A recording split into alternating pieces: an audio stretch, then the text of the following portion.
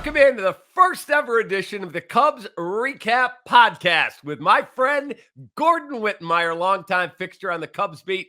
I'm David Kaplan. You'll get it right here on YouTube and wherever you get your podcasts, Apple, Spotify, etc. Gordon, baseball's back and we're back. Great to be with you, my man. You too, man. It's been a long time coming. This is awesome. Yes, I'm excited. So baseball is back. Pitchers and catchers have already reported, and now we will have this week full squad workouts for every team in Major League Baseball. And as a Cubs fan, sporting my Say a sweatshirt from Obvious Shirts, I'm telling you, I think this could be a surprise team. I'm not telling you they're winning the World Series, but 77.5 over-under wins, that's free money. Take the over in Vegas. Dude, it's spring training. God bless you. That's what spring training's for. You have your fun now, because when the season starts, reality starts to hit, pal. I mean, look, I think they're better than last year. I also don't think that's saying much. They have to have a lot of things go right to exceed that 77.5 wins at Vegas. Look, man, take Pacoda for what it's worth. 77 wins. Fangraphs, pretty reputable outlet. They use a Zips projection, 78 wins. And of course, Vegas falls right in between. And we know Vegas is pretty reliable in setting betting lines. So that's where this team is. Look, man, your boy Wilson Contreras is gone, right? He was as close as they had to a real threat in the middle of the order last year. Now you got your Sayah shirt. He's supposed to be better this year. Okay, maybe he will be. I don't see a friggin' monster. I definitely don't see a left-handed friggin' monster unless Cody Bellinger goes back in time and becomes 2017 to 2019 Cody. I don't know. Who knows? Maybe he's got a time machine. So, yeah, maybe. But your boy Kyle Hendricks isn't going to start the season on time. He's as close to a bona fide ace as you have. And with all due respect to him, love the guy. Game 7, big game pitcher, no doubt. Opening day starter 3 times. But he's never made an all-star game either. He's not a Scherzer, DeGrom dominant power type guy either. We know what he does. And when he's right, he's great. They've got a lot of holes, and they have to have multiple guys play up to the top of their ceilings for it to even be a winning season, dude. Okay, let me tell you why I believe that this is a team. I'm not telling you it's a 95-win team. I don't believe it is. I think this is an 82, 83-win club because I think they are, if not the best defensive team going into the season in the National League, they're certainly top 2 or 3. They're not the best in the division, man. They're not the best in the division. The Cardinals they are better. Cardinals are a better defensive team. No chance. Oh, please. What the Cardinals have? 3 or 4 Gold Gloves. We've got a Gold Glove at short, a Gold Glove in center, a Gold Glove behind the plate. You don't have a Gold Glove in center. Gold Glove at second. You don't have a Gold Glove center fielder. You have a guy in 2019 who won a Gold Glove in right. He's not. Remember, we had a Gold Glove right fielder in Chicago playing for the Cubs for the last bunch of years who was good in center, but he wasn't Gold Glove caliber in center. There's a big difference. So, look, you upgrade for sure. I like what Ian Happ has done. He's got to back it up. Seiya Suzuki was supposed to be better defensively last year than he was. Maybe that changes this year. Tucker Barnhart's got a Gold Glove, but he's not going to be catching a whole lot, and his bat is a deficit. And then you've got Dansby Swanson, who won 1 Gold Glove last year. He had his breakout best year ever last year. He's got to back it up. So I like it. I like what they've done. They had next to nothing going into the offseason, and they filled every single hole, and they spent a ton of money. I give them all the credit in the world for that. They are going to be better, but I have a hard time seeing a path to the playoffs with this club. Yeah, I'm not telling you it's a playoff team. I think they battle, but I'm not telling you they're going to the playoffs. But would you agree that 69 games is not a small sample size? It's a fairly representative thought of what a team could be. Are you talking last year? The end of last year, they No, went 38 that's not and 31. representative of Jack, and I'll tell you why. It's not the same team for one thing, and that No, was it's better. that was a very soft schedule in the second half of last year. And they got pitching out their ass last year that they have no right to expect to duplicate. Hayden Wesneski might be a nice pitcher. What he did in his 7 games, pretty friggin' great. And if he pitches a full season or even half a season, he's going to have some bumps and bruises along the way. And even if it's a good season, Justin Steele's got a lot to show. Let me His ask you a 129 innings was a career high. You just said to me, now they've got to back it up. Well, I'd rather have a guy that has to back it up than has to do it for the first freaking time. No doubt. But in some ways, Justin Steele has to. Well, just the 2 guys I just mentioned, Steele and Wesneski, they do have to do it for the first time. Because Wesneski just broke into big league ball in September, and Steele was shut down. Look, he'd never thrown 100 pitches in a season or 100 innings in a season until last year, and then they shut him down. He could have pitched toward the end. They shut him down for workload issues and all that. I think he'll be fine, but he's got to do it for a full season for the first time, and Wesneski has to do it for more than a month for the first time. And Stroman has to stay healthy, and Tyone is working on a whirlybird slider in camp. I mean, he's got to see what he brings to the table. These are nice pitchers. They got a nice collection of talent, but a lot has to go right, my man. I don't disagree. Let's go take a look at this lineup. We'll get to the pitching in a second. So the catching gives you very little offense to hang your hat on. Gives you 2 solid defenders and game callers in Tucker Barnhart, who will back up Yan Gomes. And then we've heard about Miguel Amaya for 4 years. I have no idea if this kid's going to stay healthy and get to the big leagues. Yeah, that's the thing, right? Right. At first base, you're going to have a collection of they'll all make starts from Eric Hosmer to Trey Mancini to Patrick Wisdom. We'll all see time over at first. Nico Horner, very solid at second. I love the Dansby Swanson signing at short. My question is, who do you think is the opening day third baseman? You've got Wisdom, you've got Chris Morel, and now Nick Madrigal will be the most diminutive third baseman in all of baseball. How about that? That tells you everything you need to know about third base in this camp this year. And it might be the most interesting position to watch in all of camp, even if there's questions everywhere, because they're taking Nick Madrigal seriously at third base. And Nick Madrigal, heretofore, before this spring training, was a friggin' mess over there. He was. So if they think he's going to get serious time at third base or is a serious player for serious time at third base, then that tells you that position is a lot more than fluid. It might be a problem this year. Now, that said, they went out and they got Edwin Rios, the guy that's played 4 parts of 4 seasons for the Dodgers, and he's actually a nice bat in your lineup in terms of he's got some pop over there. But we'll see. I mean, he's a corner infielder who hasn't played a whole lot. We'll see what he looks like. They got Zach McKinstry in camp. Patrick Wisdom is the guy, I think. When you talk about who's going to open the season at third, I think for all his strikeouts, he's got power. If the rest of the guys open camp healthy, I could see him in the 7th hole in the lineup, where the strikeouts maybe aren't going to hurt you so much, and the pop that he has can be a nice little surprise in some games against some pitchers who might take a breath in that part of the order. So I like that idea. I think that's probably where they're leaning right now. I mean, if you did a depth chart, Patrick Wisdom wouldn't be number 1 at third base. And I suspect that's how the season will open. Does it stay that way? I think there's a lot of places in this lineup that have a chance to be fluid through the season. You know, Hosmer's an open question. He will be all season. If he doesn't get off to a big start, he might be gone by the All-Star break. Right, because you're paying him no money. Okay, right. Before we get to the outfield, there was also news that dropped in the last couple of days that I would think Jed Hoyer has to go, Oh, let's see how this season goes because I got my powder dry. I got money.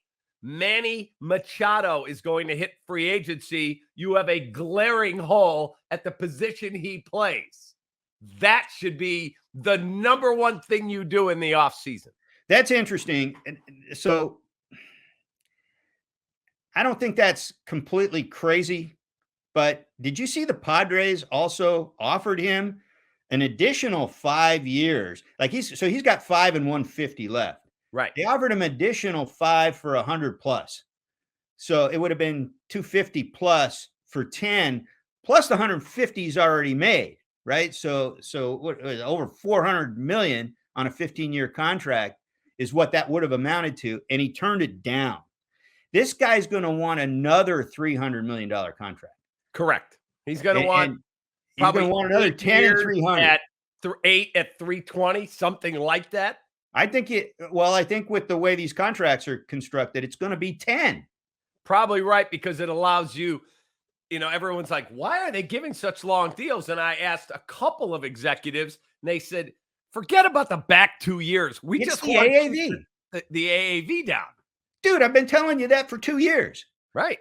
That's why these contracts are that long. Nobody expects to get 13 years out of anybody or 11 years out of anybody. No. What the computer models show you is that the best players in the game are worth well north of 40 and 50 million a year when you break down what WAR is worth, according to these computer models. But nobody can pay that because of the luxury tax threshold.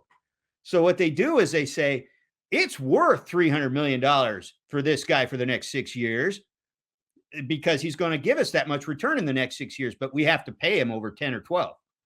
So I don't know. I don't necessarily disagree with you, depending on what Machado looks like coming out of this season. Yep. But I don't have any faith that they're going to do that. I don't think they're in the market for a $300 million contract. They weren't in the market for that when he became available when he was 5 years younger. Okay, so now let's talk about the outfield, because you have Ian Happ in a walk year. He'll be highly motivated unless they get an extension done with him. He's coming off an all-star season and a gold glove.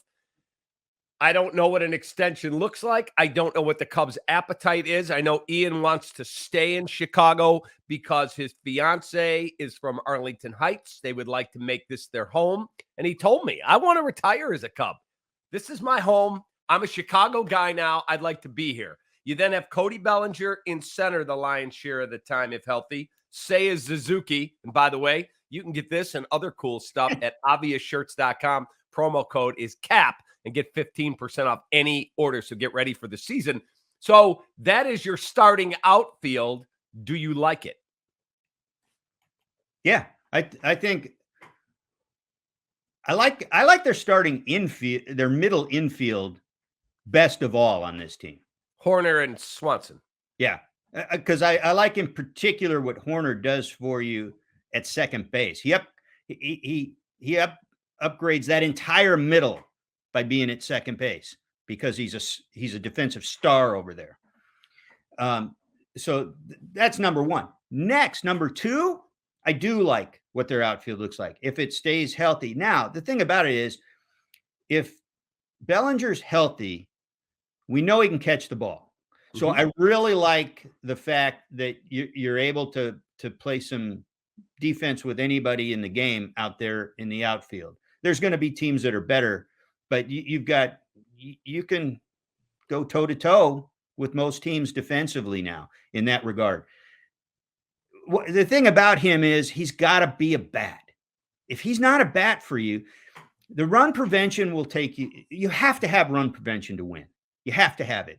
History tells us that. I mean, the Cubs' own history tells us that. They had their best season ever, the magical season, when they ran laps around everybody defensively in 2016. They were one of the best defensive teams in history that year. This is what defense does. But if you can't score some runs, it means you have to win 3-2. And if you constantly having to win 3-2, that puts a lot of pressure on your pitching staff. And so if if you're putting pressure on your pitching staff, you don't have Jacob deGrom in his prime and healthy, and Max Scherzer in his prime, striking out guys all the time. But you got guys that have to throw a few pitches, put some balls in play. There's going to be a few more hits that way. It is a lot of pressure on your pitching staff, and that sometimes cracks just because of the pressure, no matter how good they are. So you're going to have to, they need another half run a game than they got last year. And right now, they look like they're just as likely to get half run less again. Okay, now we've talked about the lineup. There's some depth pieces there. Trey Mancini, eventually we're going to see Matt Mervis and Pete Crow Armstrong and hopefully Miguel Amaya. They have some prospects coming. Kevin Alcantara, I keep hearing people say, not ready, but boy, oh boy, that guy looks like he's got a chance to be a really good player. Let's talk about the pitching. Jameson Taillon, Marcus Stroman, Justin Steele is 3. Who are the other 2 members of that rotation in your opinion? Smiley's in. Smiley's in, and this is where, so your bullpen is key. Your bullpen nowadays is key anyway, because so many pitchers throw so many fewer innings, even the really good ones. A horse anymore is a 7-inning pitcher. So, and by the way, there aren't very many of those.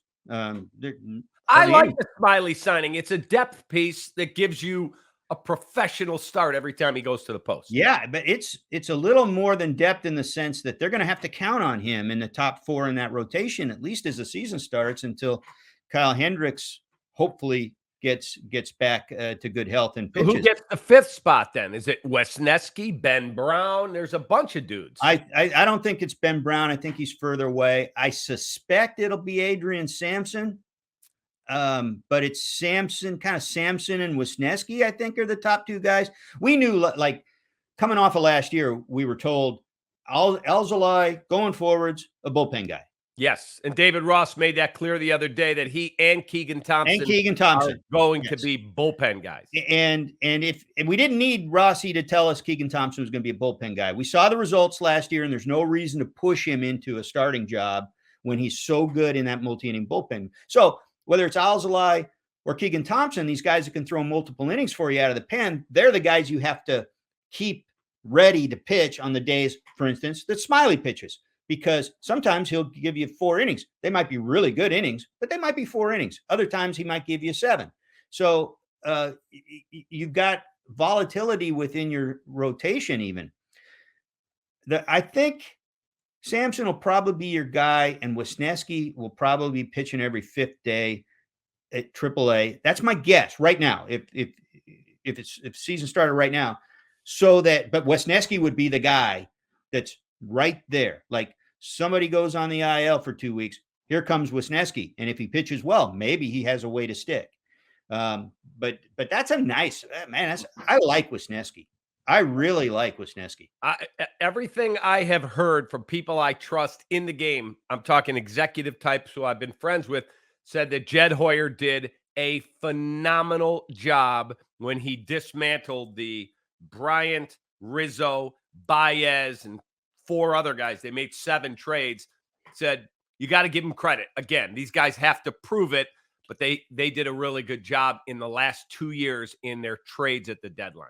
Yeah, and like you said, we still got to see it, but PCA looks good, Alcantara looks good, Wesneski I think the Wesneski trade is the best of them all, because he wasn't looking to trade Scott Efros. This wasn't something he had to do, but somebody wanted him, had a need for him, and you're trading a relief pitcher for a starter, right, with tons of control, and a guy that you like, and a guy who has shown us his value, his potential value already. He's got this terrific slider, and he's got this. I'm telling you, he's got something. He's got a poise about him that belies his years of experience. I mean, pitching down the stretch. I know he wasn't pitching for anything, but that game against the Phillies impressed me, because he didn't have his best stuff. That was a really good lineup. Lefty hitters in there who he doesn't do as well against. He hung in there. He competed. He didn't piss down his leg like a lot of young guys would. And and they won that game. So I really like what I saw out of that kid. All right, before we get out of here, and again, this is our brand new Cubs Recap Podcast. Gordon and I will be together every week, plus anytime there is breaking news. And obviously, throughout the season, there's always things to discuss. So we'll drop extra episodes, and you can get it right here on our recap channel on YouTube or wherever you get your podcast. The audio version will be available, Spotify, Apple, etc. Okay. Wait, Cap. Let me throw something at you before we get off the pitching staff for a minute. What do we think of Kyle Hendricks? Because to me, if Kyle Hendricks comes back sooner rather than later, and by that we probably mean by mid-May, he's like, and if he's healthy, he's like picking up a guy at the deadline, but jumping the deadline. And all of a sudden, instead of worrying about your pitching depth, he jumps up into the top 2 spots in your rotation. And if you're hanging in there by then, he could be the key to the whole season. On the other hand, that's a serious shoulder injury. By the time he returns, it'll be almost a year of baseball he hasn't pitched. That's correct. And correct. It's concerning, and I love the guy. Oh man, I think if somebody can do it, it's him. But and I'm rooting for him because, like you, I mean, I've really appreciated him covering him all these years, and I've enjoyed watching him pitch when he's right. So do you agree with me that could be the X factor to the whole season? 100%. Yeah. I mean, the amount of quality you get if he's back and good. It's just, all right. Before we get out of here, we have a couple things we have to talk about. One, I don't understand how a team in the Milwaukee Brewers can have the best pitcher in the National League, and that's what he is, in Corbin Burnes, and you piss him off over $650,000? I mean, actually, I believe it was $740, but point made. I just wrote about this the other day for an outfit I'm doing some columns for. It is the dumbest ass stuff. I don't get this. If he told me he wanted $20 million and you're at 10, I get it. 740. I've read another one that said 650, whatever it is. And then he goes to the media and says, yeah, this will absolutely affect our relationship. Now, they just reported, I think it was Todd Wozniak just said he sat down with the GM and they cleared the air. You're telling me that deep down he's not going, man, when I get to free agency, I'm out of here. Clear the air just means he's going to be a pro. Right. But that doesn't mean he's not pissed off as hell. He's pissed off as hell. You know what this reminds me of? There's a correlation here with the Cubs, too. What Corbin Burnes said was, remember, they finished 1 game short of the playoffs. And by the way, he finished pretty strong in September. And he was their best pitcher all year long. Go look at the numbers. I think he led the league in starts. I think he had 200 innings. And there weren't very many guys that had that. So he I just got distracted. I just saw a squirrel. What do you mean? I'm turning into you, Cap. That's it. So he said when they got into there, they insinuated that he was the reason they didn't make the playoffs, that they fell short. They tried to parse his numbers in his season to suggest that he could have done a little bit more and got them to the playoffs. And that infuriated him. There's a direct correlation with a Cubs arbitration example back in the day. And I don't know if you remember this, Cap. You were in town back then. 1985, coming off that 84 playoff appearance. Yep. Leon Durham went to arbitration with the club. They presented his error in the playoffs and said, that's why we didn't get to the World Series. Mm-hmm. And his agent in the hearing went nuts. And then after the hearing, Durham told the media what they said. And it was a very similar vibe to what we just heard out of Corbin Burnes. That's unconscionable. That's ridiculous. It's disrespectful. It's dumb. And if they want any chance at all of keeping this guy long-term, why do you do that? I do have the answer for it. I do have the answer. The answer is that Major League Baseball is emphasizing the hell out of holding a hard line on this. That's why almost every team now has a file and trial policy. If you don't get an agreement done with the team by the filing date deadline. Once you file, they're going to go to arbitration. They won't negotiate with you anymore. That used to be a rare policy. Now it's an extremely common policy because Manfred wants them to hold the line on arbitration salaries. And these fuckers, can I say that? Yeah. These guys, they have, did you see the Athletic report in 2019? And I confirm this. They have a wrestling style plastic toy championship belt. Yes.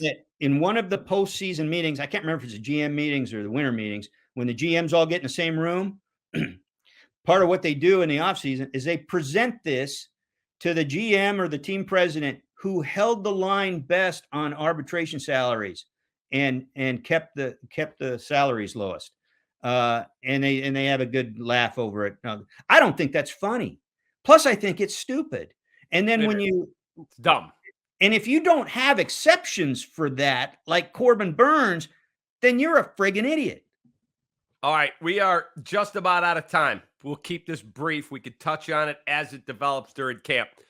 The White Sox have Mike Clevenger in camp, and he is being investigated for domestic violence, and he is in camp. And Rick Hahn said, it is solely the discretion of the commissioner to discipline a player under investigation after the conclusion of an investigation. At this point, the White Sox options are the same as they have been throughout this process, and that is to respect the process in the investigation and let it play out. That is the club's only option. And so the White Sox cannot be the ones to either suspend him or place him on administrative leave, period. Your thoughts on this, because I'll give you mine first. I would hope that if I was the owner, I would have shopped at the top shelf. My window to win is open.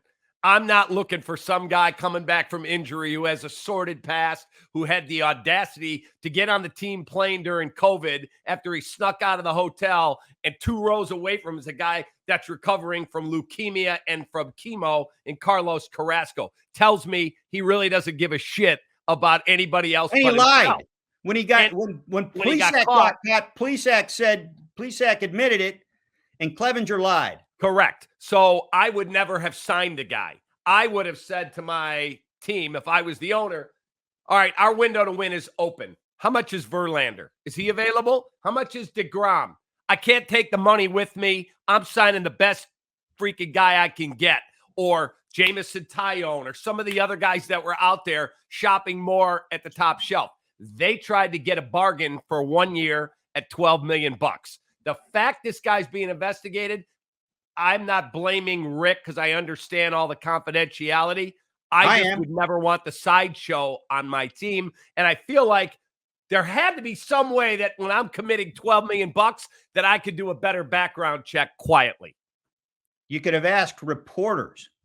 Your boy Jesse Rogers went on the air and talked about how this wasn't a shock when the news came out that there was this investigation, because there had been, whatever you want to say, we know about the COVID protocol violations. That's a whole different avenue. This guy's a buddy of Trevor Bauer's. Guilt by association is not fair, but Jesse came out and said, just rumblings in the business is that, the guy's probably worth a little extra due diligence. This wasn't a complete shock. I don't know if they know the meaning of due diligence over there with the White Sox, if this is any indication, because not only did you sign the guy, but you signed him early in the process. He was one of the first free agents signed. And correct. He was very eager to sign. A guy that's got a little bit of a track record, who's really eager to sign with you, I might want to do a little more due diligence. Really eager to sign a 1-year contract. So, yes, I think if that's not exactly a red flag, at least your normal process. So I do blame that organization for that. But here's the thing about the way how dumb this last week looked. I also blame the organization for just complete lack of preparation on how to handle this once the news came out. Yeah, it wasn't you good. had weeks before spring training started. If you can't look, I'm the White Sox. I've already committed to the guy. I need him because I've done a chicken shit winter when this is my window, as you aptly point out, and I've completely effed up my window to win. So I need this guy. So let's just look at it from my job is to win, and I got to do everything I can from sort of a corporate level to get this done. Yeah, maybe I don't have the power to, maybe I don't suspend the guy, maybe I don't come down hard on him, but I sit down with the guy and I say, look, man, for you and for me, we're going to keep you out of the media spotlight until this blows over. I'm going to take you at your word that nothing happened, that this is a bullshit story. Okay, if that's the case, then let's let it play out. Let's let you get exonerated, and then we'll bring you out. Until then, I want you to either come and work out at the facility after the media is gone every day, or we'll find you a better facility, a nearby facility. You work out with our coaches. You get all your work in. But we're not going to make a sideshow out of this, because as long as you're there, and if we talk about this all the time, it's not going away, regardless of who's guilty or innocent. Well said. And by the way, she came on, the alleged victim came on one of the radio shows in town this past week. She said because she heard him talk and, in her words, lie. And it made her want to say her side of things. So there's no win here in trotting him out to talk. There's not. And then he did a piss poor job of making his case, in my mind. All right. We will be back again. If there's any breaking news, we will drop at least one every week. Gordon, it's great to be back with you. And there it is, man. Right there, baby. Oh, Cubs yeah. You might want to hang on to that, Cap, because it's going to be a while before you get another one. Play the over. Free money in Vegas. And go to obviousshirts.com. Stock up. They got amazing stuff for all Chicago sports. Use the promo code CAP, K-A-P. For Gordon, I'm Cap. We'll talk to you next time. This was episode 1 of the Recap Cubs podcast. Have a great day, everybody. See ya.